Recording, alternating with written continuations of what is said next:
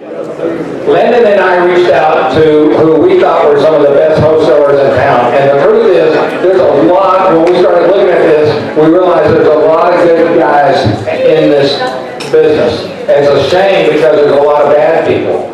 And we reached out to who we thought were some of the best, and I'm really excited because a lot of these people I've worked with, and it's just been a great, fun experience for me. They're straight shooters, they tell it like it is, and I'm just so glad they're here. I'm really excited. I don't know, if you're out there buying houses, it's nice to be able to tell somebody on the phone, I'll take it, and they'll give it to you, and there's no games, and there's no surprises. And then when you go through that process, you get to the end of it, and it works out pretty much like it's supposed to. I mean, in this business, nothing is ever perfect, but the fact is they stay on it, they're professional, they go all the way through with it. So what I would like to do is get them to introduce themselves and tell us a little bit about themselves. And after they do that, I've got lots of questions, and I'm happy to sit here for an hour and ask them questions.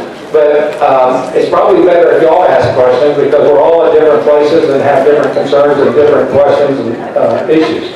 So, Ricky, let's go. Ray Sasser, how are you? I'm doing great. And thank you for being a part of this. I was really hoping you could be a part of this. Yes, very thankful. There's a ton of people here. It's a really good turnout. And next week or next month, you're blowing the wall out, right? Yeah. Okay. So my name is Rick Sparks. I'm one of the brokers at Net Worth Realty. I run our office in the city. Been in the business for 11 years. Actually, just started as soon as I got out of college. I kind of lucked into it. The owner of our company, his name is Scott McCullough. Got a little bit of training there. I say a little bit, a ton of training at that point in time. And I learned something new every single day. I remember I met Ray probably about 10 or 11 years ago. When I sold him the first house, I was driving a Prius. And Ray's a big Prius guy. You still doing that? Yes, sir. Okay. And I thought I had met the love of my life. And I bought the Prius because I want to do real estate. I want to drive all over the city. This is an economical decision. That relationship didn't work out, and I just had a Prius. So and I was driving a big truck. So, but anyways, enjoy doing what I do. Wake up every single morning, just wondering what's today going to bring, and that's kind of the attitude you have to have. And I'm probably talking a little bit too much now, but my name's Rick. Thank you, Rick. And Brian? Good evening. My name is Brian Spitz. I'm the owner of Big State Home Buyers. I have been doing this probably for 13 years. Big State will be 10 years old this year.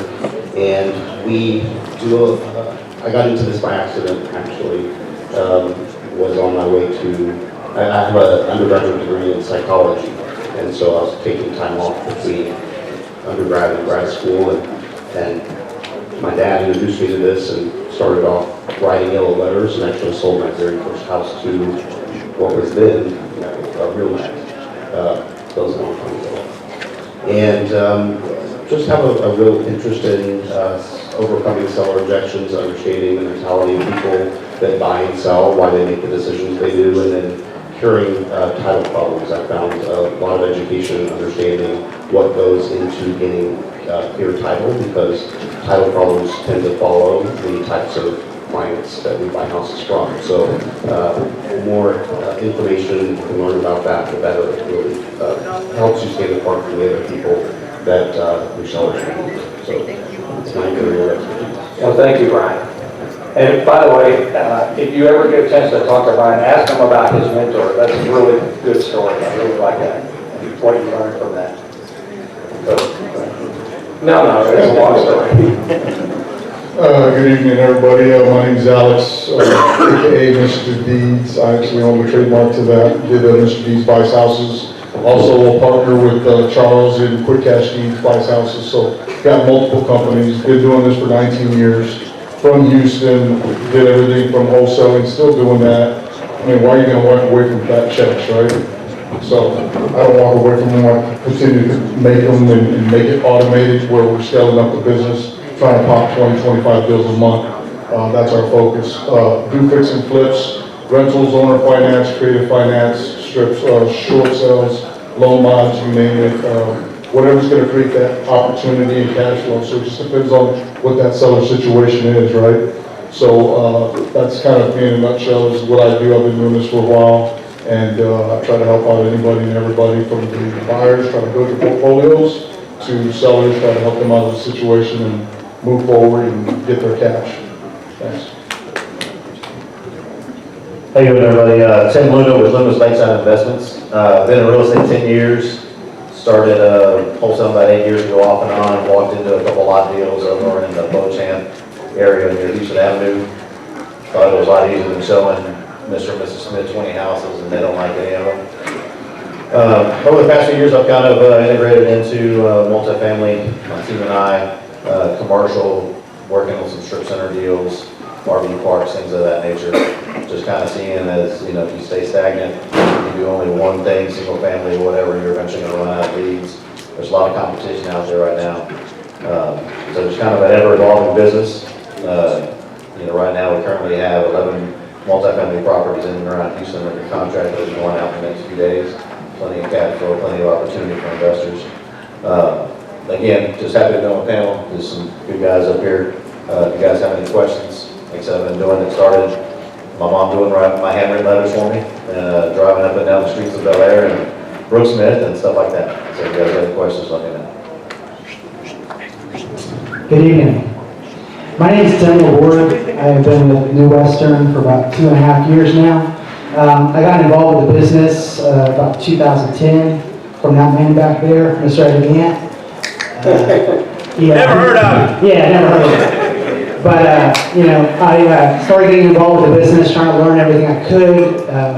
Was working as, let's say, a corporate worker bee / slave, trying to figure out what else I could be doing to improve my situation in life. Got very interested in investing, and just kind of moved towards that direction over the years. And eventually I got into a position where I could leave my corporate job behind and come in and do, you know, full-time agent, full-time wholesaler.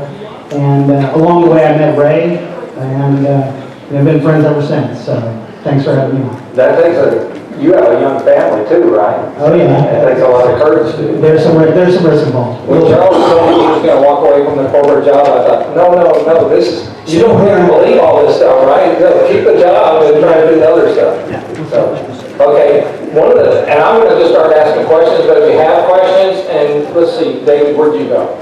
Where you at, David? Maybe help me with that other microphone that's behind them, maybe get that, and if anybody asks questions, we'll just run around to them. When I started, they didn't even have the term wholesale. There was no such thing. And then it was like almost anybody could be successful at it because they just knew how to get a few leads here or there. But now it's like a real science. So can y'all share some of that? I mean, like where did we start from, and what kinds of things are we doing to really kind of generate those leads now? And really make it like a science, like it really is. Hey, so a major part of what we have done is we're a company of, let's say, about 37 to 40 full-time agents. So the first thing is that you have to understand about our company and what we do professionally is we work as a team. Nobody does anything. Is that 3740? Is that in Houston? Yeah, in Houston alone and like the surrounding areas, right? So we work as a team. So there, on a daily basis, there are acquisition agents bringing inventory in-house for us to move to our clients. And that's one side of the coin. The other side of the coin is we have a whole dispositions team that do nothing but work with our buyer clients to try to help them find the properties that they're actively looking for. And in between all of that, we're putting systems in place throughout the sale, throughout the transaction, throughout the company to make sure that, you know, anybody can go off and buy a house and anybody that we pick up and train can go out and sell a house. So there's a lot of systemization that goes into our day-to-day operations. And one of the big things that I've noticed about the individuals who absolutely could be successful in doing it as an individual, you know, even if you're doing it as an individual, you're still trying to figure out those processes and those systems to put them in place. So you know, I heard Charles talk about it earlier, being able to step back from the things that are not the best use of your time and really focus and tune in on those things that are going to be the best paying to you and are in tune with what you like to do. Your passion meets your education. Okay, any other responses on that? And I think when I say like it's a science, we just can't take things for granted. I mean, we have AdWords, we have Facebook, social media, we have direct mail. Every one of these processes, mass media, requires a lot of knowledge and information, and you're making big, big gambles. So, I mean, how are we controlling that? And maybe what are some of the things that we're doing to manage that? Now, some of the things that we're doing, it's no different than what Ray's talking about. I've been in sales for beyond the 19 years that I've been in the business, so I learned to understand what the seller is. That's kind of almost your client in that respect and what you're trying to accomplish. So it's just getting an understanding of what you're looking for. What are you going after? So you're creating that avatar. So be able to do that. Then you drill down and dissect, which is what I call discovery.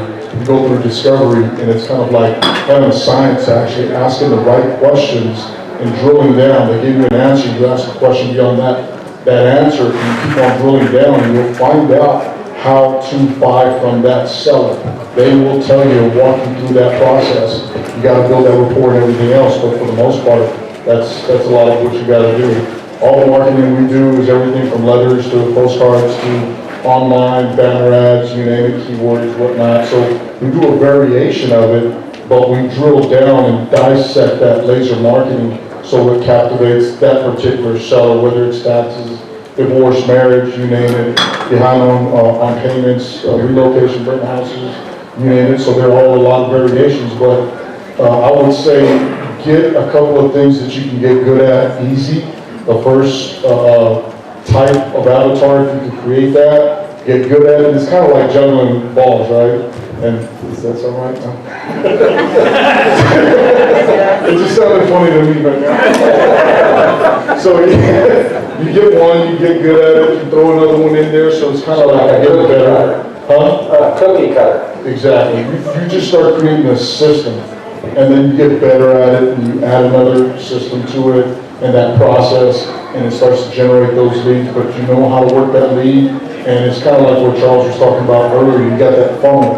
You've got to get good. You can either throw more money at it, or you can sit there and learn how to convert those deals and dig in deep and make it 20,000 plus per transaction. I think you're asking a marketing question. I think so. All right, so our area of expertise is digital. So that's where almost exclusively what we do for advertising. We don't do direct mail very much. We don't do a lot of other mediums because I've honed in on what I'm really good at. Digital marketing is very expensive and it's evolved a lot. So I think that in general, the top thing to think about is your audience. So who is it that you're talking to? Because at the very end of the day, there's three common things in every deal. So no matter what it is, there's a piece of property, so that has a title, and with that comes the problems that are associated with title, like problems that initiate title problems. You have people, so there's always somebody transacting, someone you have to persuade or problem fix, and then there's always some sort of money. So whether it's owner finance, whether someone's getting the money, they paid off house, or whether a bank is getting it because they owe 100% of your paying to a bank, there's always a trade of finance of dollars for that property. And so if you can start to find really high-level buckets to figure out who's going to have properties that, what kind of title problems might they have that would put this person to sell, now what kind of message do I want to offer to get that person to contact me? And so, as a independent person marketing, if you're just trying to come up with some leads, I think that it's really important to figure out who it is that you want to be on the other end of that conversation and go find unique avenues to speak to them, because it's hard to systemize marketing in a way. I mean, you can systemize the metrics, what you're studying, your cost and your return, but technology, all of it moves so fast and it evolves so quickly that the only thing you can remain constant on is the person you need to get a hold of. And so, I mean, I imagine door knocking probably works really well if you know whose door you want to be knocking on. You know, a direct mail would work really well. You're probably better off making the list yourself if you come up with qualifiers than, you know, to buy one or pull it off the tax return. So the more laser focused you get into who you want to speak to, you'll find an avenue to reach them. I agree completely with what Brian just said. Obviously, we don't do as much of the digital advertising. However, knowing what to focus in on is huge, and I would imagine the people sitting up here have a pretty good grasp of what that is. In general, though, rooms like this are pretty incredible. I would venture to say that half of y'all probably don't have the courage to speak to every single person in this room. So the other thing that's kind of blowing my mind today is Facebook. I'm really just acknowledging what's going on Facebook, and there's just a ridiculous amount of business that is taking place. Now, that's where you can find buyers, and it makes that side of the business a little bit easier. And making contacts and finding people where you can trust their opinion and find contractors to give you good advice. But having those types of avenues to meet and network and meet people just like this, without the fear of having to shake someone's hand and look them in the eye, is incredible. What we do and what Mr. Dees was talking about, we call it bandwidth. You know, you get good at one little thing first, maybe when you're first starting out, maybe it's throwing some bandit signs, maybe it's knocking on some doors, maybe it's trying to find whatever foreclosure list is floating around out there, and trying to get good at that. And then, you know, when you first start that, it takes 6 to 8 hours of your day, or you're spending all of your time on this one source, and then you get pretty good at it. And now what used to take you 6 hours takes you 30 minutes right when you get to the office. Then we can find something else to exploit, might be the wrong word, but something, another avenue to go down to try and find more leads. Because in the end, what we do, every person that's sitting up here, we generate leads. The houses are great, the money that we make is excellent. However, our business is lead generation. So we're doing whatever we can to generate high quality leads. The more high quality leads you generate, obviously the more successful you're going to be. In the end, you know, kind of our approach is it's a numbers game. The more houses you look at, the more houses you offer on, the more houses you're going to buy. It's almost too simple at that point in time, but that's why the beauty of what this room is right now is that every single person sitting in here could go walk down the street and potentially find a deal. And potentially find a deal that either you want to do yourself or that anyone sitting up here or perhaps in the audience would consider doing themselves. So sometimes it can be really, really simple. Are there any questions? Anybody have any questions at all? Yes. This might go a little bit along with what Ron was saying, but can you guys, when it comes to direct marketing, can you guys talk about maybe the difference between like mass mailing, just for like high equity or non-owner occupied versus going for marketing for certain distress tax property? Okay, so let me paraphrase if I can. Just some discussion on direct marketing. How do you pick your target? Is that it? Like how do you filter for the proper leads? Well, I mean the difference between like mass mailing to just a bunch of non-owner occupied Okay. or high equity versus A more targeted list? distress. Like how to target the list even more, and what kind of things they might be doing with that. So just whoever's doing that. I mean, we drive for dollars, right? That's a very common phrase. If you want to really focus in on houses that need work, find houses that need work and create a list. It's going to take you time, it's going to take a lot of gas, but you'll eventually find them. And right now is incredible. Harvey was this horrific event that we're all going to make a lot of money off of in the wholesale industry. Entire subdivisions, entire lots, those are all severely distressed houses. And so if you were to target anything right this minute, it's probably just one subdivision that you kind of like and know that every single house flooded, and there are countless subdivisions out there. But as far as when we focus in on whether it's foreclosures or maybe it's a death or a divorce or some other extreme circumstance, we do focus in on that. Another big one that probably all of us use day to day is we call it absentee in our office. It's where the owner of the property doesn't live in the subject property address. And that's public record, you can look that up on the tax record, and that's an easy person to talk to.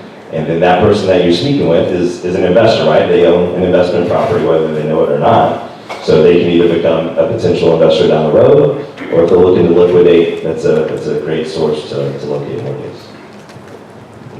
One thing that's worked me in the past, that I did was, I did more direct mail with letters, with a letter campaign as opposed to postcards. Just my personal preference. I got my recycle bin in my garage, and I go every day to my house, through my garage, I go check the mail. And 90% of what comes in never makes it into my home. So what I did was I would go to Sam's, I would buy the long envelopes that stick out further than the bills or your invitations to weddings or parties, and I would handwrite the envelope. And on average, I would send out 200 letters. I would get about 35, 40 phone calls and get 5 or 6 deals out of it. Because the letter was long enough to go, wait, what is this? And who's writing me a letter? And I would put my home address on there because that way it looks more personal. There's nothing stamped, there's nothing auto-penned or anything.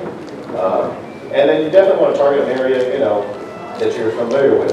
It lends more credibility to you as an investor or a potential buyer if you're able to talk about streets or cross streets. If you're marketing and someone says, hey, I'm calling you from, Cordell, 405 Cordell, and you're like, okay, where's that? That's the wrong answer.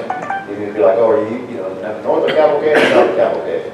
Or like I used to do deals in Westbury Section 3, and I would know that I would stop at Cartagena. Once you pass Cartagena, it's Section 4 or it's Park West. They have easier now. So I was able to talk about, hey, if you're on Warm Springs or whatever, or Boldus, so it lends credibility to you as an investor or a potential buyer. Some guy going, hey, you just got my address and you want to buy my property, but you know nothing about the area. Whereas what I did was I just kind of focused on one area, and I kind of became a market expert where, the sellers weren't going to out negotiate me because I knew what the ARV was. I knew what I needed to get for that property, and I knew the average cost per square foot for rehab. So you never go in, like my dad always says, I know the answer to the questions before I ask you the question. So you want to go into that conversation saying, oh, what's your address? Okay, blah, blah, blah. What's your first name? Let me get a good cell phone number to call you back. And the whole time you're just kind of killing time going, oh yeah, that's right, I did. And I would. I'd have my laptop up. I'd have comps pull in the whole 45-minute conversation before I even got to the subject property. And then you just kind of go from there. But the whole time you're building that credibility with that seller, and they're going, yeah, come on out, let's take a look. You know what you're talking about, come on out, and we'll go from there. So I always found success. The postcards, I did a postcard campaign one time. I think I sent out 3,000 postcards, I got 2 phone calls. So it's just kind of what your personal preference is, guys. And I'm not knocking, I'm not saying I'm always the right way. I'm not saying postcards are not, worth anything. Trust me, I'm not saying that. I just find that with the letter campaign, I found more success than with postcards. That's just my personal. Yeah, because that's a 17% response rate on your letters. That's pretty good. Yes, sir. My mom had a good handwriting, so she Yeah. But what's interesting about what your approach is that because you've become an expert in that area, you probably have buyers already that want to buy in that area. You already have your buyers lined up. You already know the property better than anybody. You don't have to, you're not slowed down by taking time to figure things out. You already know the answers. Yeah, exactly, and that's a big point that Ray makes. If you don't know your target audience, guys, you're not going to be successful. And what I mean by that is, if you're marketing to Meyerland, or you're marketing to wherever, you got to know people are buying that. I saw a guy on Facebook post, who's buying the Meyerland the other day. I don't know if anybody else saw it, but nobody was replying. I cut my teeth in Meyerland, and Darnell and all those streets over there. But with all the flooding and everything, I don't market there anymore. It's a waste of dollars, right? So I'll find other properties. So you kind of have to know what you're looking for. When I started looking for lots in Bel Air, first I went out and found out who was buying lots in Bel Air to build $1 million houses. Because to me, it was more beneficial to have a buyer if I have a product to sell instead of having a product to sell. And then my option runs out. I've sent the property out. I've marketed basically for free someone's property. And then guess what? And one night later, a builder comes along and says, hey, I saw your property. I'll offer you the same amount plus $5,000 more. And they buy it and they build their house and they still get what they want. Right? So know your target audience before you just jump off and just go into an area. Right? Any other input on that? Any Questions? Yes, sir. Okay. Hey, go ahead, Byron, he's got the mic. Thank you. What's your monthly marketing budget for each of a group or individual, if you're with that?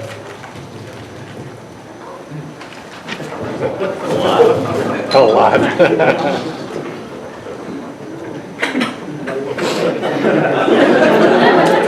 Well, I'm just thinking of like kind of some of the stuff that we're doing because of where we're at and where our projection is. So it's kind of like we're probably, give or take 10 grand a month. Our goal is to get between, the variation is online, AdWords, keywords, that kind of stuff, and then doing like 60,000, no, I think it was 100,000 postcards, right? 100,000 mailers out. So aggressive, but kind of like laser focused in that particular area of whatever that avatar is going to be. So there's going to be multiple avatars, but it's going to be a combined total of about 100,000 mail pieces a month.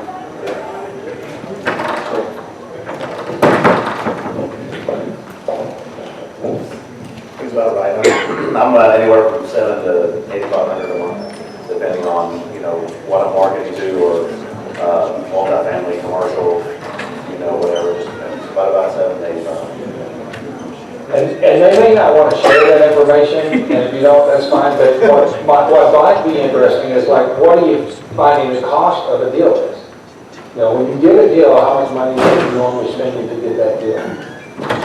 $2,700 to $3,342. Yeah. So, I mean, the thing that I'd say about the direct mail is that, so one of the points that Charles made earlier is that if you're in sales, you have to listen. And so you have to start that all the way to the very beginning when you're doing your marketing. So like you have to really spend time, especially if you're at a limited budget and listen, because marketing dollars, it's expensive and it spends and like that, you know, and if you don't get a result, to be prepared to keep, you have to keep doing it. You have to keep marketing consistently.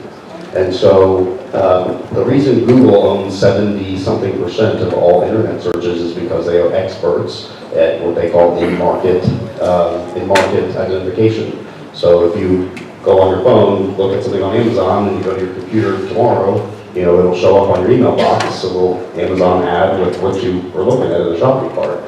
And so Google's constantly rolling out products to where now they can pinpoint up to 26 different attributes. As a marketer, you can tell Google up to 26 different things about your target audience that you want them to market to. And so it's not just about, you can send direct mail out, you know, postcards out to 100,000 of them, you know, but you're not going to talk to someone who has no interest in selling their house and selling their house. You know, so like it's the timing. Direct mail is always like they just lost their job and then they got the mail.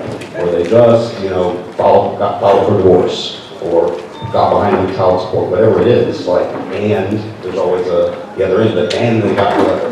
You know, and so if they get your letter 2 days before they have a problem, it's in the trash. You know, if they're not considering selling the home.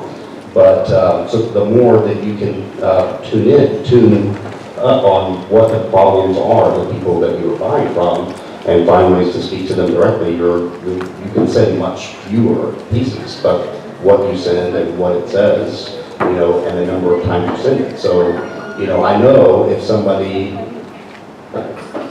I'll give away a piece of information here. What percentage of sellers do you think that you have that are behind in their mortgage when they call you?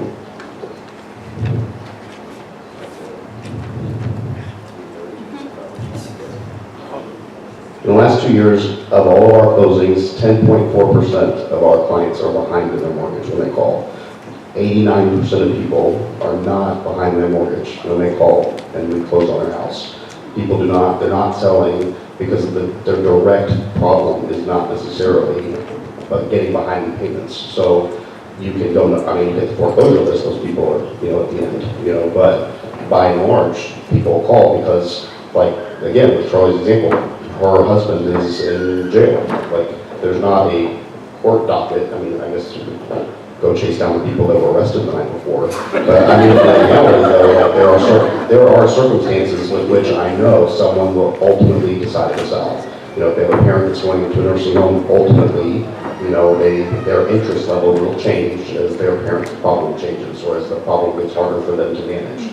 And so if you find the right audience and you market to them consistently, then you'll be there. You know, if you know they have to sell at some point, doesn't matter if it's today or not, but you're putting yourself in front of them. And so I would be a proponent of spending limited marketing dollars on highly targeted people consistently.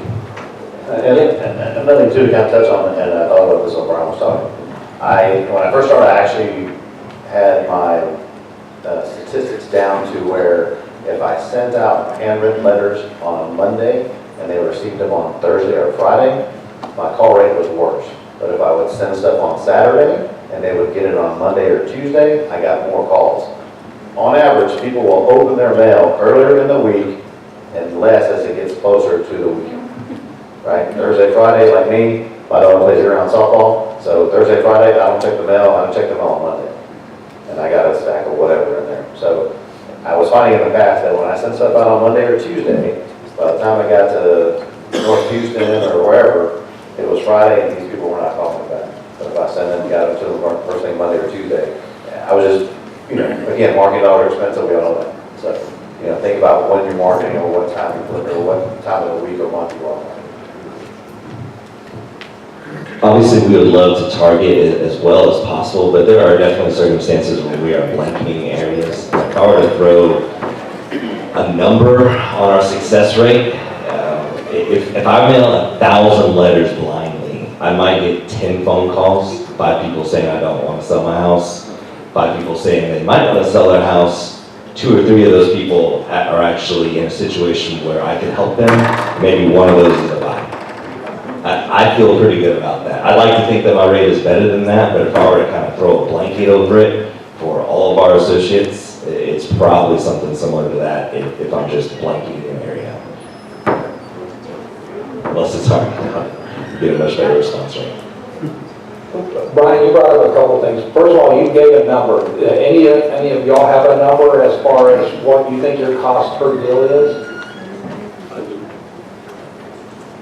What do you think yours is? Mine? Yes. 3,000. 3,000? So that's right. That's converted deal. Okay. Any other numbers?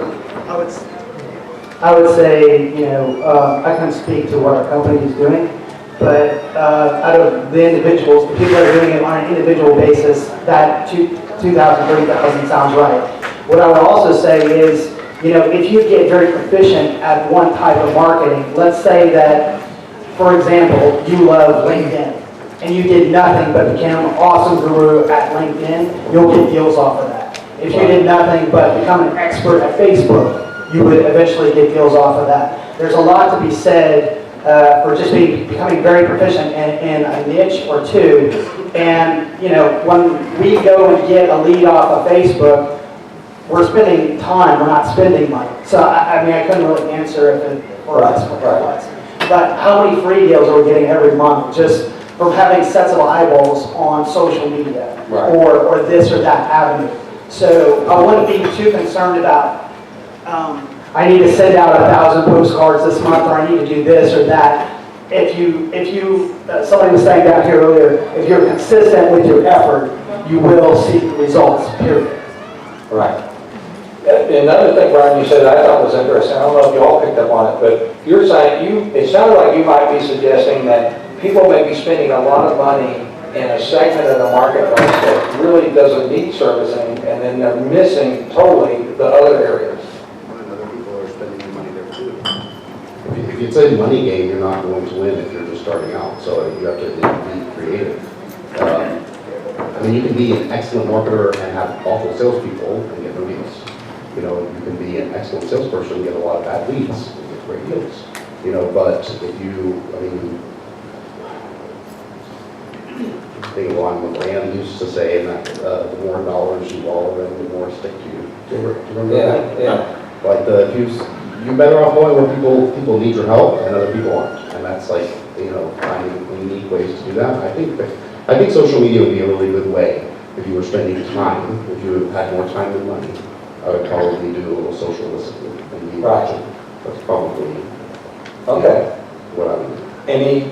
Any other questions? Yes, sir. So are you guys saying that is that based on conversion to sale or lead itself?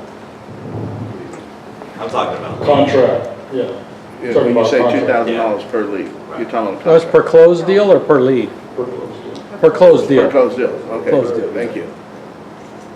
Yeah, just maybe one or two of y'all just kick in and say, like, what are the basic KPIs, key performance indicators that you look at, right? And what is some of the vocabulary you use with that? For me personally, it's a lot about goal setting. So, if you want to close 5 deals or 10 deals, whatever that number is for you every month, you start with the end in mind. So if I want to do X number, then I know that I need to put out at least Y amount of offers and talk to, however many sellers to get to that end result. So I'm starting with the end and kind of doing the math and backtracking to cast a wide enough net that I know if I cover this amount, I'm probably going to close 5 or 10 deals over the next month. Okay. Does that make Right, sense? yeah. That's how we look at KPIs. How many offers are you putting out? How many sellers are you talking to? How many houses are you inspecting? It all comes down to that as a mathematical function of that. Yeah, Sam hit it on the head, it's just, your goal every month is how many deals you want to close, right? So, in the beginning, I always looked at how many leads am I convert, right? So I was saying if I send out 200 or 300 pieces of mail, that's 17 phone calls, I'm shooting for 5 or 6 deals. Contracts are in, moving forward. But now, as things have evolved, I'm doing different deals, multifamily, things of that nature. I'm looking at how many people am I in front of, how many people I'm on the phone with, how many times am I touring properties, and then, just my close rate. Yeah, I want to, like me personally, my goal is 5 to 10 contracts, a month, or depending on where I'm marketing to, 5 to 10 contracts every other week. So that's how I look at it. Let me ask you a question here, because I kind of just hear everybody what we're talking about. And I've been up there with the numbers and stuff, and I think my average right now, what we're doing is we're probably about 1,800 per contract close. So we do pretty good. I think that was one of the things that we were pushing, that it had to be, give or take, at 1,500 per contract. So let me ask a question. How many people actually raise your hand if you actually have a team working this business as a wholesale when you're doing this business? Who's doing that? 1, 2, 3, 4, 5. You actually have a team. So most everybody else is doing this independently. If you're independent, raise your hand. Is that it? So, okay, so everybody else is just here for the drinks and stuff. So the reason why I ask that is because I've been at this for a long time. And even though I do the rehabs, this, that, and other, I created a business plan. With that, I created a business model as well. What was I going to do for my portfolio? What zip code, age of the property, structure, brick versus wood, whatever the case is. You're not going to walk away from a deal that's like, they're going to sell it for 10,000, it's worth 100, right? And it only needs maybe 5 or 10,000 in work. But my point is that you're looking at it from your perspective.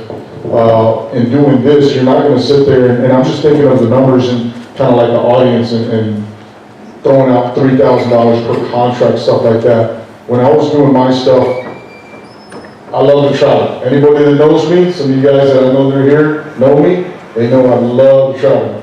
Germany, British Virgin Islands, this, that, and other, whatever, island hopping, on the catamaran, whatever, scuba diving, yeah, I was going to say Canada, Victoria Beach, that kind of thing. Belize, just got back from Belize. So I like to do a lot of this kind of stuff. Now, I was doing this, by myself, out of the house. I enjoyed it. I had a little system working, so I enjoyed it. I didn't need this from a business perspective and thinking that I was going to open up a Starbucks. Up until not too long ago, that's how Charles and I hooked up and partnered up, and I slapped the ring on his finger. So, but I I say that to say that when I was doing what I was doing, and when you look at your margins, you start looking at your so-called KPIs, I mean, realistically, you can be popping bills at $150 per contract. And you should, in today's market, the way it is, you're at between 8 to 15,000 per transaction. And it's not, and you're talking about $100 per transaction spend, if you look at it from that perspective. But you do, like, gentlemen, you're talking about, you do gotta be laser in your marketing, create that plan, be in an area close to where you live, with the eye in mind that you know another investor that's a landlord or rehabber that's buying in the area where close by that you're gonna market to. Because now you know what the criteria that they're looking for, and you can hand that stuff off to them, and you know what your margins are gonna be, minimum 10,000 per transaction, and you can sit there and start popping them left and right. Hope that helps. That's great. No, I like that. In fact, I noticed that when you asked that question, most people didn't have a team, but they were a wholesaler. And so one of the things is like, how do you grow? And if you were going to hire like the second person, who would that second person be? And what would their skill set be? And how would you bring them on board? And, I mean, how would you look at that person? Anybody, any of y'all? No. Hey, well, you know what, since you brought it up, I mean, actually, the first person I did hire was my mom. She did my marketing at first. I basically, what my agreement with her was. You didn't have to pay her, right? Well, I paid, with my mom. I paid her $1 a letter, and then I paid her 10% of what my net was for every deal. So, you know, when I first started, 100 letters, $100. And so I did 3 or 4 deals, and I brought in 20 grand, and she got 2 grand. You know, I mean, so. So she was eager to make you go to work every day. Yeah, she was. I mean, and the good thing was that I would give her a list, and, you know, we literally would drive up and down the street. She looked at one side, I looked at the other, and I would just, she'd write the street name, and we'd write the address down, and she'd get home, within 2 days, I'd have the letters out, or a stack of letters that I could send out. She would go to the post office, you know, drop them in the mail on Saturday or Sunday, and we'd go from there. So what role did she fill? She was basically your office manager, office person?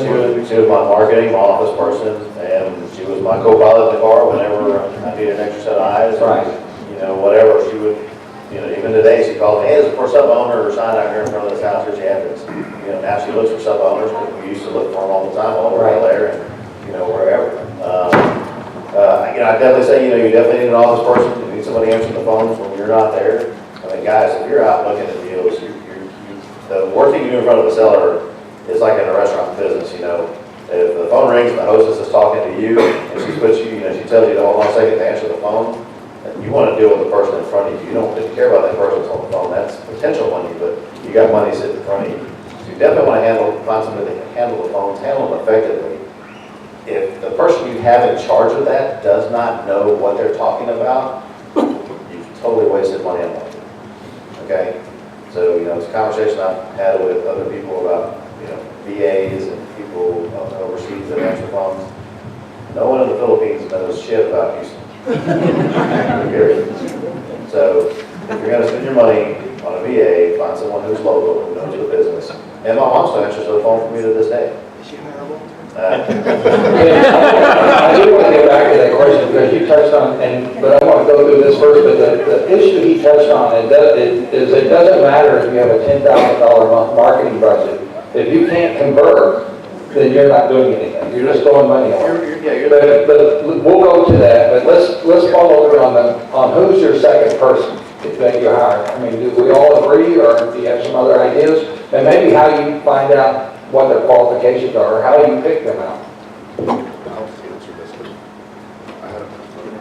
Hello? I've had a lot of second people. So the second person needs to be somebody that's different than you. So you have people that are very analytical and very literal, very good at, you know, pulling comps, analyzing information, you know, dealing with title stuff. Or you have people that are salespeople, you know, that just like to be in front of people talking. You know, the very first person you need to have with you is someone who's doing something totally different than you, and identify which of the people you are. So just, you know, a lot of people you may not be the salesperson. You may want to do this, and you may want. You said identify who you are. Yeah, you identify what you're good at, right? What you like to do, and what are you good at, and then find somebody else who does the other stuff. But I mean, the most obvious is there's a lot. It's a big city, so there's a lot of driving. You know, lock boxes or signs if you have them. You could send someone else to see a vacant house. You know, you don't need to be the one to go see a vacant house. Write contract, talk to the title company, deliver earnest money. I mean, there's a lot of errands. And so the very, very first person, whether it's you or the other person, needs to be just plain tasked, just tasks, so that you can spend your time, you know, if you're good at talking to people, then in front of other people. That may not be you. You may be the one who needs to be doing tasks, and you get somebody else who's good at talking to people, but that's critical. In this industry, if you can't sell the house, you don't make any money. I would say that everyone sitting up here, once we acquire the lead and we contract the house, that's the hard part. We kind of know the money's in the bag at that point in time. As an individual, I'd imagine that is a lot of your headache, a lot of what keeps you up at night is, am I going to be able to sell this house? So if you know, I've hired a bunch of my best friends that still work for me today, and they weren't necessarily great at everything right away, but eventually, you have to find someone that can find other buyers. We spend most of our time locating leads and talking to those people and trying to get those leads contracted. You have to be able to sell them, right? So if you're gonna hire one person, and if you're not that person that's personable, that's gonna be able to speak with real estate investors or post on Facebook and shake some hands, find someone that can do that, because that's what really puts the money in your pocket.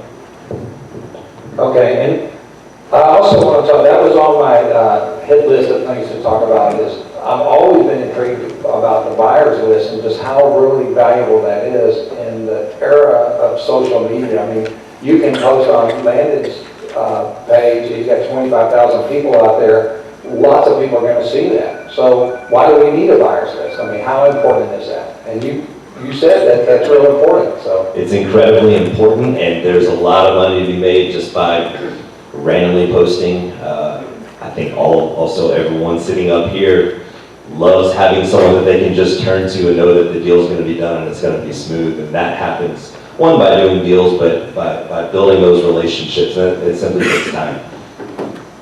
Yeah, the buyer's list is huge. Obviously, we all want as big of a buyer's list. As a wholesaler, it's not about the money as much as it's about the person doing what they say they're going to do, and they have the capacity to. Okay. Any other input on the buyer's list? To your point, I would say that buyer's list is only, let's say, 30% or 50% of it. So much of my business is just done with people that I've already done business with before, establish those long-term relationships. You know, if I had to choose between a list of 1,000 people, 1,000 emails, and 10 to 20 people that I know are good buyers, I'll take my good buyers all day long, right? Because they've already proven themselves as performers. They've already established themselves as players in the game, right? So that's where my focus is first, and then, you know, after that, if I'm having trouble moving something, sure, we'll sell a ton of stuff, putting it on Facebook or LinkedIn or whatever, right? I noticed you said in your bio that one of your goals was to sell 100 houses to one buyer. Well, actually, what I meant was, in general, I'm trying to be the agent that that one relationship keeps coming back to me every time. Okay. So it's about the long-term nature of developing that relationship so that you trust them as a buyer and they trust you as an agent. Okay. Okay? Yeah, I know sometimes even when I'm negotiating the deal, I'm thinking of the person that's going to buy it during the negotiation. You know, a lot of times I'll sit there and I'll say, man, if I lock this up, he's going to buy it, or bid on it, or whatever. You know, buyer's list is very important, guys. If you don't have a buyer's list, you have 50% of the transaction. And what's going to happen is you're going to reach out to one of us sitting on the stage and say, hey, can you send out my deal for, you know, half of my assignment fee, right? So, you know, it's you know, and there's right. We're okay with that. And we're okay with that. Yeah, I mean, but, you know, and there's a right way to do it, there's a wrong way to do it, guys. For example, I see stuff on Facebook, people saying, hey, I've got off-market deals, drop their email below. It's the biggest waste of time. Come to these events, network, go see the guys at Jet, go see everybody, and put faces with names, because that lends more credibility down the road, when you say, hey, you know, I mentioned this deal at Jet Lending, oh, I mentioned here, or I mentioned Bridge, or whatever. Kind of lends more credibility when you're dealing with somebody that you've met before and put eyes on. And then build your buyers list that way. Because if you're just gonna do it on Facebook, half the time most people aren't real buyers anyways, right? Like Tim said, it's, you know, I'd rather take 20 or 30 people with 7,000, but I mean, I got 87,000 buyers on my buyers list, but I really only deal with 70, 80 maybe, if that. So maybe fewer relationships, but better relationships. Exactly. Quality Exactly. over quantity. Yeah. Yeah, Okay. exactly. Quality over quantity. And any other questions? I told you I could ask questions, I've still got a lot more. Yes. Right, so I guess I have two. One directly toward the agents on the panel, since you're a broker, right? Have you run into any problems with Trek being a broker and a wholesaler at the same time? Yeah, before you answer that, that was probably the biggest thread on Facebook I've ever seen. I think there were like 200 responses to that, and that was pretty interesting. And maybe we can get y'all's feedback on that, because there's a lot of opinions. So I can speak to this firsthand. I've been on the phone with Trek maybe about 2 hours over the last 4 or 5 years. You know, with being an agent, as long as you, I mean, I'm just an agent, I'm a broker, but I'm just an agent. But as long as you disclose, you know, you follow the rules. I mean, I've had people call me and they say, hey, I'm calling Trek. Hey, and my response is, go ahead. There's nothing you're going to tell them that I haven't already discussed with them. I've been on the phone with them multiple times. I'm not doing anything wrong. You know, and again, that goes back to the credibility and the knowledge that you have as an investor or wholesaler when you're negotiating with her. You know, a lot of times I'll tell somebody, hey, I am an investor, but I am also a real estate agent.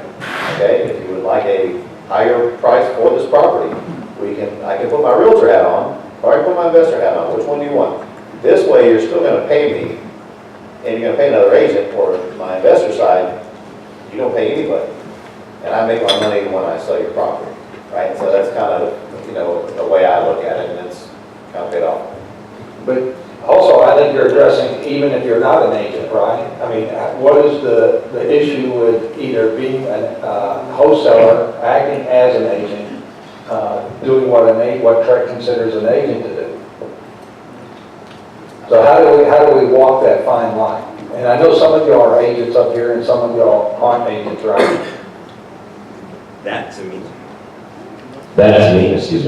is probably a pretty big question. If you are the procurer of that sale, are you acting as an agent at that point in time? So for me, the license has always been a perk. It's been a plus. It's something that I use as a sales tool, in fact. I have to do it the right way. Look, it's on my business card. Here's my license number. If you have any issues whatsoever, by all means, please call Trek. But it's not something, I never walk into a situation where I am in front of a potential seller and I say that I am a real estate agent and here's my license number, where they say, I don't want to do business with you. That's not the way that it goes.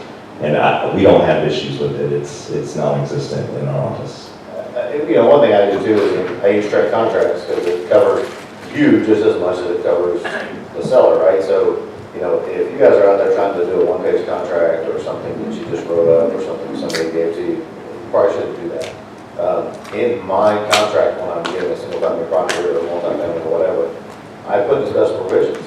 I am a licensed real estate agent, but I am not representing the buyer or the seller in this transaction.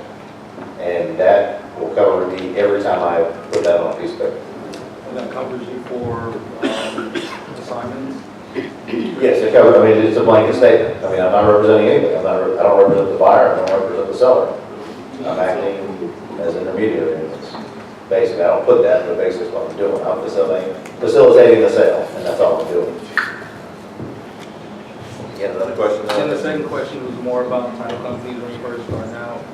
It's kind of hard for me to find like wholesale friendly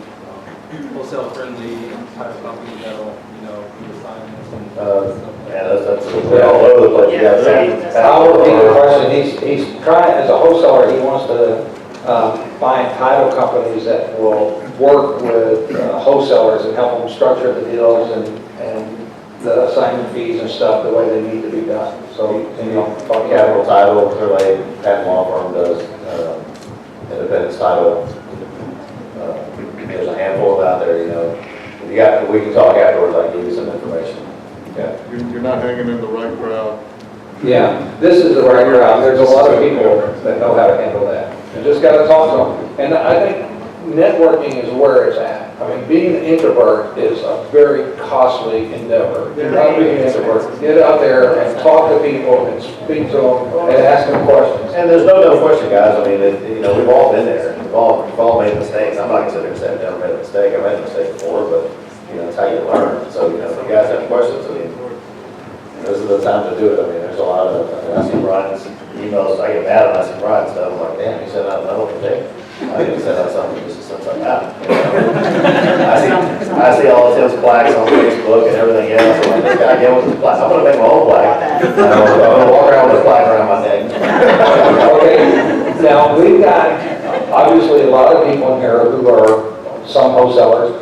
What advice can you give them to say, to do it right, to stay out of trouble, not to give wholesaling a black eye? I mean, what is it that's giving wholesalers a black eye?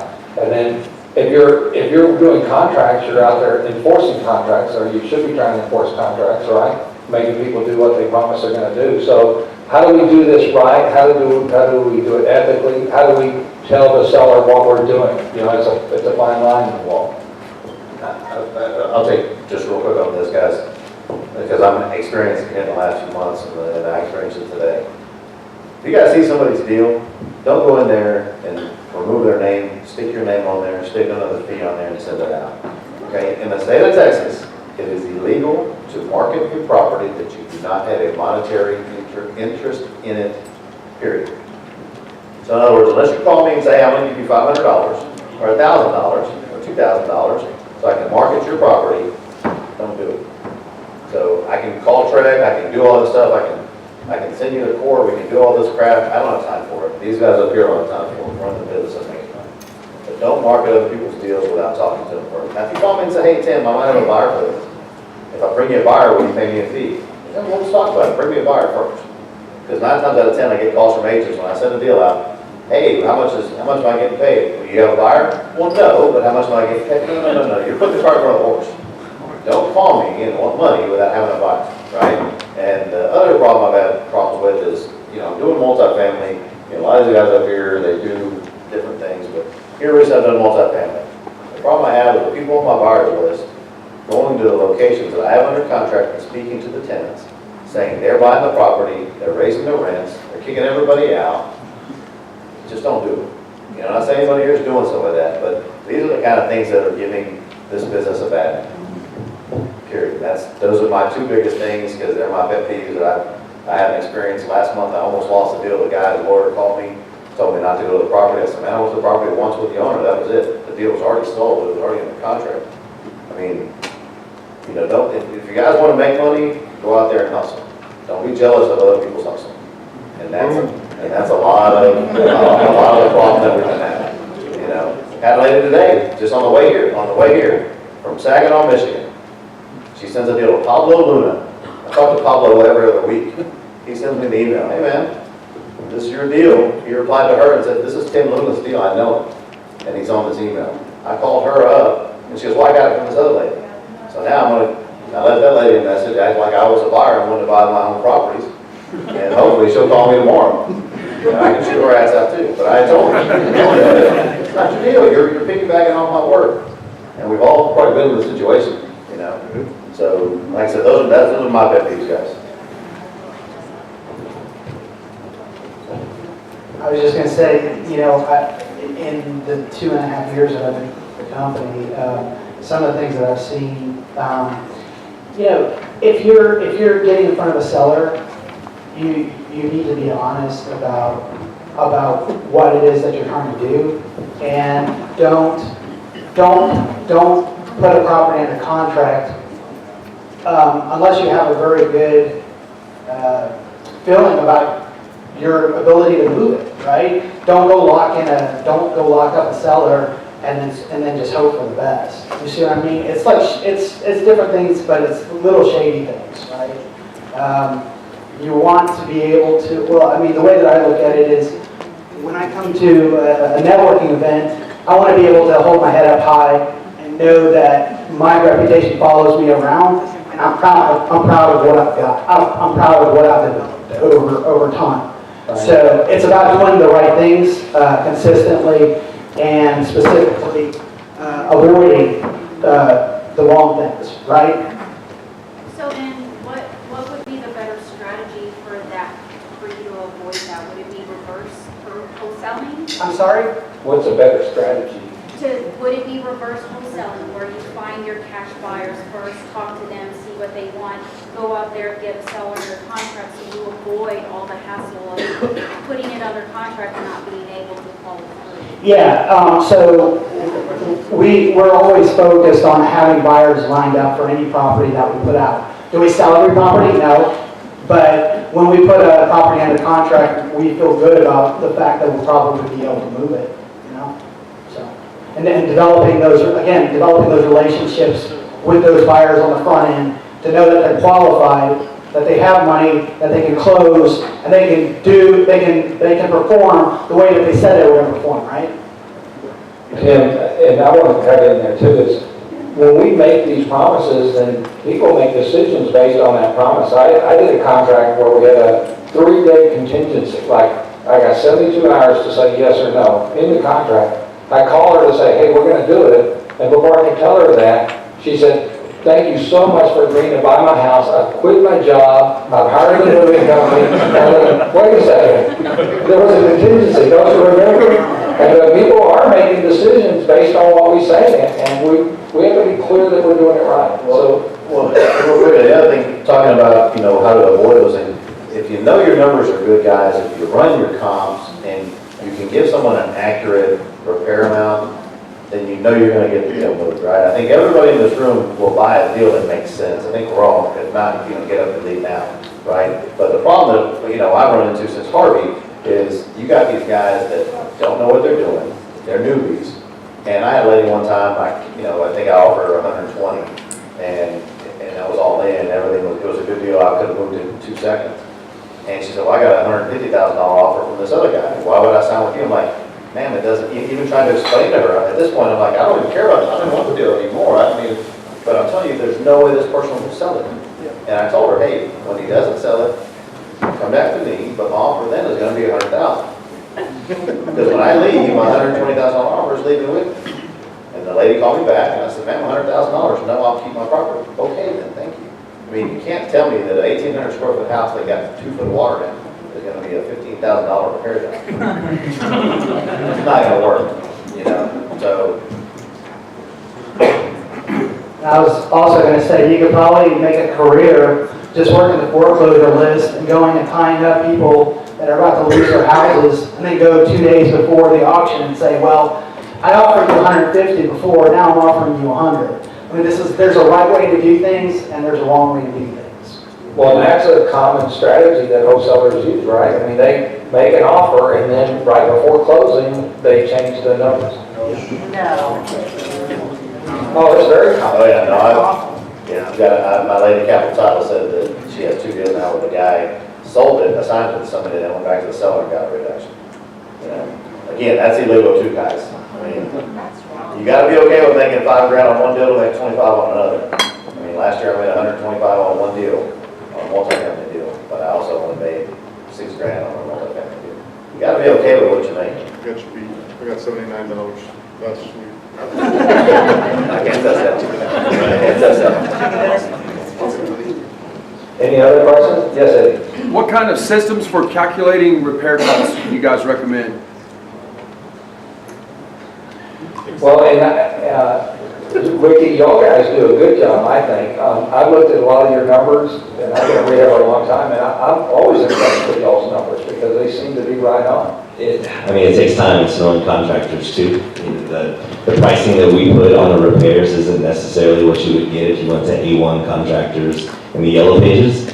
But if you network and you know enough people in the industry, you can find people that are willing to get the work done at a decent price point. As far as a system, for us, it's just learning what it costs and seeing bids. The experience. What does it cost right now to get sheetrock installed? It's more expensive than it was 7 months ago. It's just the way that it is. So I can't use the same number today that I did 7 months ago. It changes. Yeah, I kind of agree. It's experience. When I first started, Got a couple crews I walked around with and just said, oh, it does this, it costs this much, are you pretty sure? Yeah, okay, but granted, whatever I'm gonna do in this kitchen or whatever. And it's just, I wouldn't say there's a set system because everybody has their own. Where me, I tend to, on the flip, I'll go a little heavy, because if I give you a repair cost of $65,000, but you can do it for 50, well, guess what? I just made you an extra $15,000. Now my system generally is when I go to a property that needs to be rehabbed, I have the seller walk around and give me a tour of the house. And as they give me a tour, inevitably, it's just like in regular real estate. People are going to tell you what's wrong with the home, right? So inevitably, I'll walk around with my pen, my paper, and the lady will say, "Oh yeah, I could really do this, and it's going to cost you this to do this." And oh, you're right, man. Yeah, I just write that number down. And then when I go to the negotiation, oh man, you told me that kitchen's going to cost me 18. I know I can do it for 14, but it's going to cost you 18. So that's going to also reduce the offer I'm going to make, right? So not really a set system. It's just kind of a trial and error. It's kind of learning, but eventually, you get it down. I would say, get the training. There's people out there that are training this kind of stuff to learn how to estimate repairs from the interior to the exterior to the systems, the AC, foundation, you name it, this, that, and the other. It does require some time to get involved. There's even like a checklist out there somewhere floating around off the internet. I've seen this stuff on Facebook, whatever. The problem is that you're getting it from somebody that's out of Ohio and we're in Texas versus California or Florida that do stuff in different states. And so one of the things as far as the local market, I would probably advise just having whoever's gonna sit there and walk that property.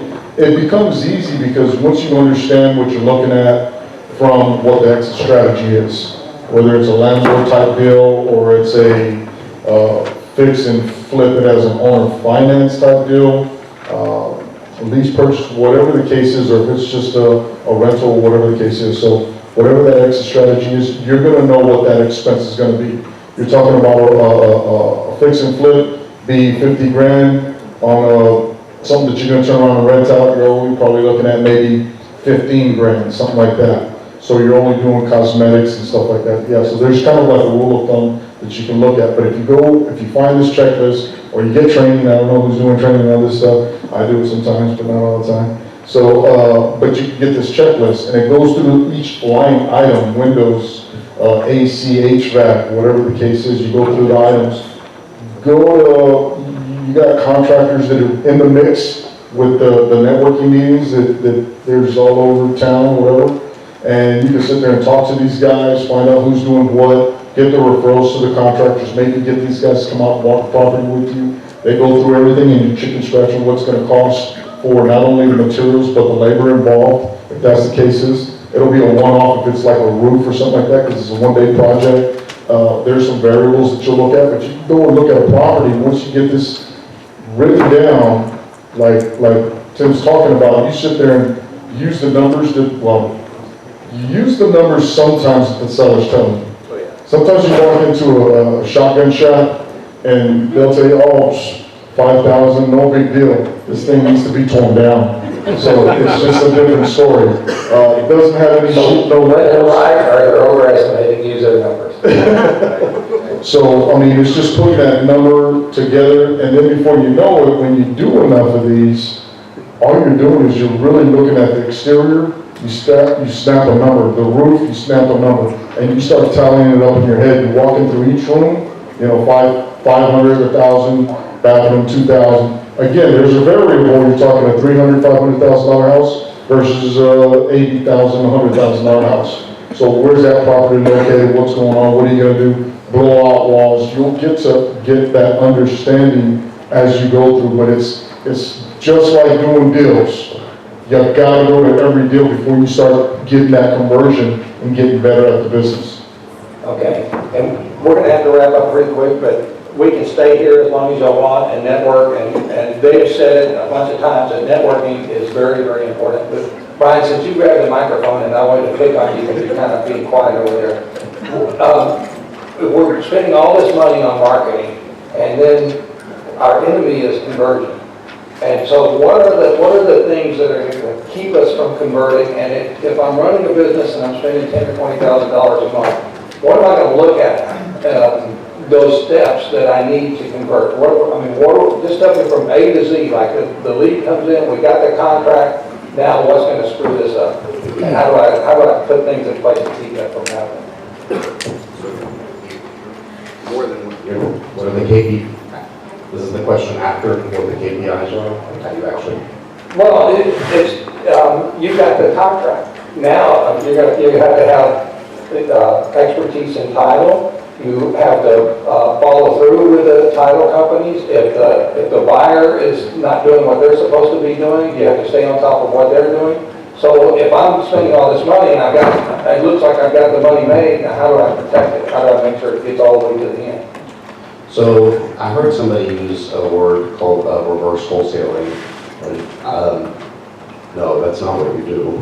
Because if you get a deal that's a good deal, you want the deal with the seller. Like especially with Facebook and Call and they don't mark it up that much more. I mean, they'll sell it for you. So I mean, your focus should be on getting this seller deal because it doesn't work backwards. So like you deal with people that have problems and they come at any time all over the city.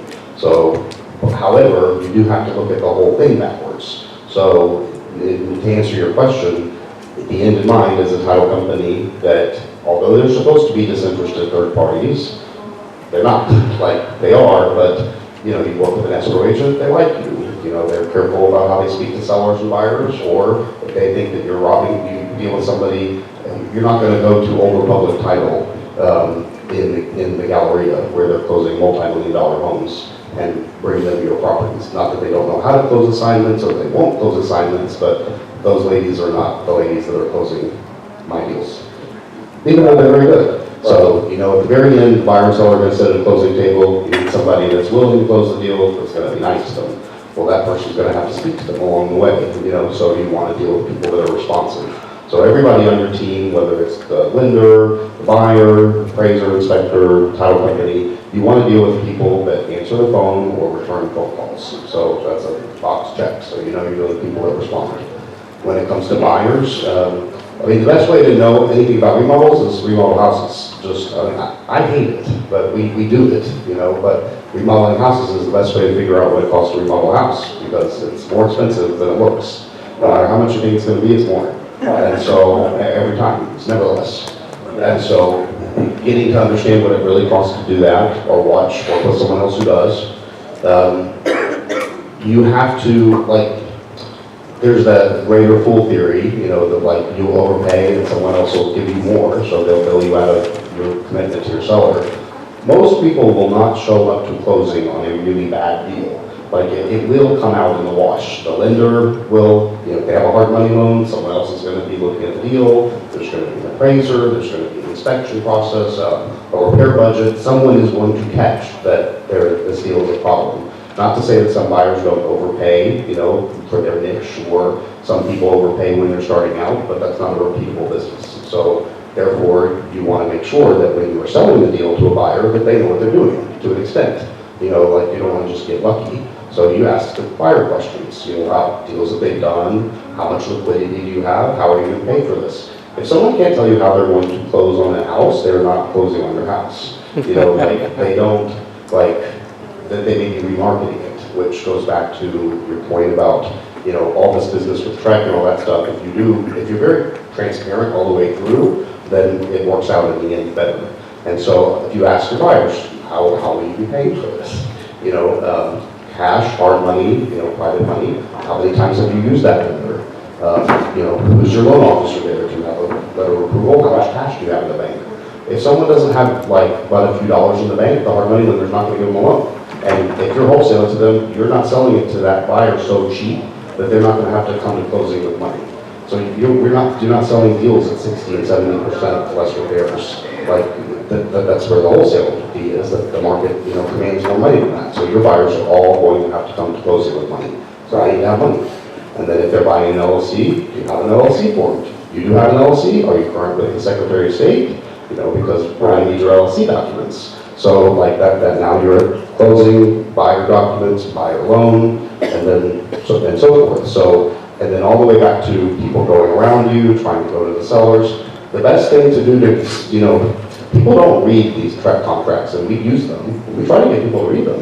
You Right. know, so, but if you're gonna present a track contract, you need to know how to present it. And it's 9 pages, and there's a lot of stuff in there that is like, it's not obvious when you're reading, you know, statutory tax districts and utility. I mean, you need to learn how to sell it, because invariably someone's going to ask you the question on the paragraph that you skim over. And another one, I know you spend a lot of time on this, and I imagine all of you do, is title issues. That's another thing that's gonna keep you from. Well, right, well, the title issues are gonna come from one of the first questions you're either asking directly or indirectly of a seller, when you're all the way back from that very first phone call, is how did you come to own this house? That's always one, like whether I ask that directly, I want the story of how it is that you believe that you're gonna be sitting at closing, receiving a check when this is all said and done. I inherited it, okay? That usually means someone is dead, and there is no will, and it is years later, and they think that they are the rightful heir, which they may be. But that's really the common scenario. So in reality, no, a deceased party owns this house, we need to move title. You know, so there's a million questions from start to finish, and every one of them can take a different turn, and that creates its own scenario. It's not simple.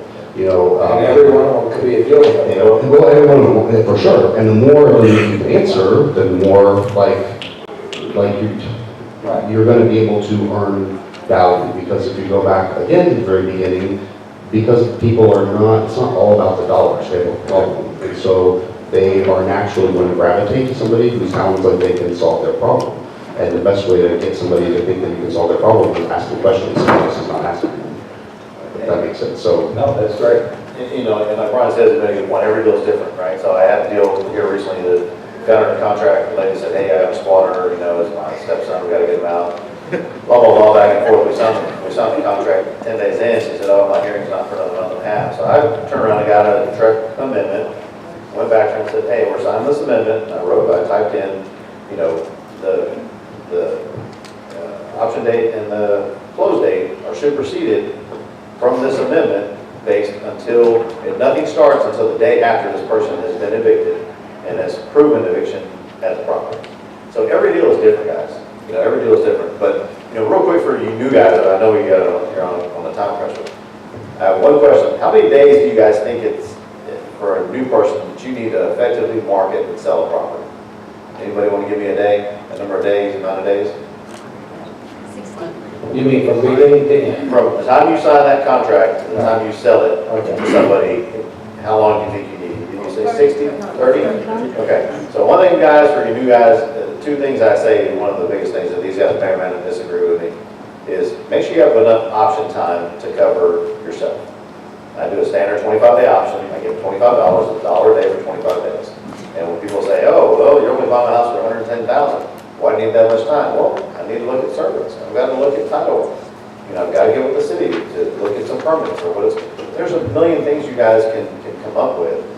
Again, just be transparent and go from there. You know, but always protect yourself and buy that option period. If you don't have a long enough option, I found myself having to walk away from deals that got sold right behind me. When I first started, so I had a 10-day option because I was in realtor thinking. No, it's not that way. It's $25 for 25 days. Gives you enough time to market the deal, get it under contract, get it assigned out, and go from there. The next thing for you new guys. That's in your paragraph 23? Yes, sir. You're putting 25 days for that? 25 days for Okay. $25 option. Second thing, guys, is make sure your non-refundable deposit is high enough that someone's gonna close. When I first started, hey. How much, Brian? 5,000? We were 1,000 forever. Oh, Right, that's we don't want to go up from 1,000. Everybody else, no. I was 1,000 until I got burned on two deals, and it cost me more money Right. to terminate. If someone's giving you less than 3,000, like 5,000 people don't walk away from it. Not everybody wants to do it, but anything less than 3, they're not going to show up to closing. Yeah, if you go to $5,000 non-refundable, I'm going to make sure I get this deal done, right? So give We're going to be yourself. real sure that you really want it before you sign a contract. Exactly. That's ultimately what it is. And I hear this all the time, because, you know, on my buyers list, I have a lot of agents, well, you just want $5,000. Well, no, I don't. I want to separate your tire kickers from my real buyers. Or, you know, my multi-family deals, hey, I put a $12,000 non-refundable thing. And I had a guy call, who's going to do that? I said, a serious buyer. You know, and then the other lady called and said, well, I don't know how this works. You're just trying to get the money and cash a check. No, I'm not. You don't know how it works. So, I separate the serious buyers from the target. So give yourself a long enough option to where you're not screwing over a homeowner, and give yourself a high enough non-refundable to where you get to do it. I do what he's talking about. On my paperwork, I usually write it on track or the 2-pager, whatever the case is. It all depends on the seller and what their situation is. I'll do $10 and do 45 days. But I do, if you look at my information, even on the track, it says on or before, so I highlight that so they understand I literally can close in 2 weeks or a week's time. I'm gonna buy the deal myself, whatever the case is, it doesn't matter. If the deal's a smoking deal and I already know when I got a back-end buyer that I know what's gonna happen, I mean, it's a slam dunk, it's no big deal, so it's usually not an issue. I want to say one more thing. Have a confirmation conversation when you leave the seller's table, which is, I would say, this is a binding contract. We are in an agreement that you're not going to sell this home to anybody else, and that provided under these terms, I'm going to buy it. You expect me to show up to closing, I expect you to show up to closing. And if anybody, you do this process, you might talk to friends and family members who give you their opinions or advice or only know a piece of the story. If that comes up, I want you to feel free to call me and express your concerns, about it, because there's nothing worse than signing a contract and the person stops answering your phone call. But if you get them to say yes, we're doing this, right? That's all I say. Saying this is the meeting of minds. Yeah, but make sure, it's not just in writing, that we understand that we have a deal. And then that is a bigger lock to people than their signature on the deal. Yeah, they have to understand that you're the only person that can terminate. Once they sign, you're the only person that can terminate. They can't decide they don't want to sell because it's covered in specific performance on the contract. I can sue you if you don't show up. Don't show up, but I'm going to sue you for the damages or the money I put out, plus I'm going to put lien on the property. So it's one of those things, just let them know, hey, you can't walk away. We're signed a contract. I'm going to do my part. You do your part, and we all walk away. What I'm going to do is have Alex go ahead and answer what he's going to say, and then I want you guys to tell everybody how they can get on your buyer's list or what the name of your company is, and then we'll wrap it up. Go ahead, Alex. I was going to say what Brian was mentioning was it is very critical that you explain that to the sellers, because they will go. I had one deal that we just closed not so long ago, and the seller signed 7 or 8 different contracts. So after one of my processes is as soon as we get the contract, we get a memorandum and we file it. So we close the title. So everybody started calling me, hey, what's going on? How come I didn't close the deal? I'm like, we just got the contract last week. And so to protect yourselves, you want to file memorandums of the property, explain to the seller that this is, you're not allowed to sign other contracts. It is a contract, that kind of thing. Although I use the term agreement all the time, because everybody's afraid of the word contract, right? So I always use. Y'all are going to be able to hang out a little bit, right? Yes. Okay, so feel free to ask them questions. Tim, let's wrap this up. Tell them who you are, how they can get on your buyer's list, or anything you want to say, and then let's just go through the group. Again, my name is Tim Reward with New Western Acquisitions. I have a stack of business cards right up here. I would love to shake your hand if you'd like to come up and say hello. I also got a bunch of my guys up in the back corner there if you'd like to talk to them. I work mostly on the southeast side of town. These guys work the north side, so depending on where you're at and what you're trying to do, feel free to reach out to any of us, okay? Business cards in my pocket, so come say hi, please. Tim Luna, Luna's Lakeside Investments, be transitioned to. Now, are you saying Lakeside? Luna's Lakeside Investments? Okay. Yeah, so I used to live on Lakeside Manor, so Okay. with LLC through the state of Texas, if anybody's ever trying to get one, it's very difficult to find a name somebody doesn't have. All right, but yeah, we'll be transitioning to a new name. We've got a new organization coming up, guys, but still be the same great deals. I've got a handful of business cards, mostly just with my cell phone number on it. The best way to get on my email list, like I said, I shake your hand, say hello, just basically texting me your full name, your email address. I'll add you to the buyer's list. Like I said, we've got some multifamily stuff coming up, some single family stuff. So, like I said, if you guys got any questions, let me know. What's your number? What's your number? My number is 832-922-2885. Thank you. Yes, sir. Everybody, my name's Alex. Like long walks on the beach. No. So basically, you can get a hold of me through usapropertydeals.com, usapropertydeals.com. Sign up, you'll get our deals, whatever. If you want to actually get a hold of me, contact the office, 832-308-3330. I'm blessed and fortunate in this business, being at it 19 years and still climbing and growing and that kind of thing. I'd love to do anything I can do to help you guys out. I don't care what question it is. However I can help you out, let me know. And our company is Big State Home Buyers. You can sign up for our buyers list at investors.bigstatehomebuyers.com or email info@bigstatebuyers.com. There are probably 4 or 5 of my agents in the crowd right now. You can talk with any one of them to get on the buyers list, or go to networkrealtyusa.com and put your information, and we'll get you set up from there. Okay, well, thank y'all guys very much. I told you I can ask a lot of questions. Let's give them a big hand.